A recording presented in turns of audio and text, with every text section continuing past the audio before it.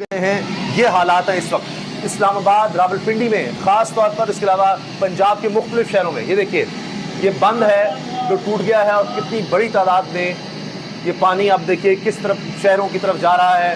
لوگوں میں خوف و ہراس ہے، پریشانی ہے. اس طرح کی ویڈیوز اب آتی چلی جا رہی ہیں. ایسی ویڈیوز کی بھرمار ہے جہاں پر نظر آ رہا ہے کہ لوگوں کے گھروں میں پانی داخل ہو چکا ہے، نچلی منزلیں پانی سے بھر گئی ہیں، لوگ چھتوں پر چلے گئے ہیں، فوج کو آپریشن کرنا پڑ رہا ہے. اتنی خوفناک اور خطرناک صورتحال ہے.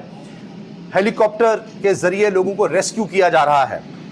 فوج کو طلب کرنا پڑا ہے کیونکہ حکومت کے ہاتھ میں اب کچھ بھی نہیں رہا. حکومت بے بس نظر آ رہی ہے.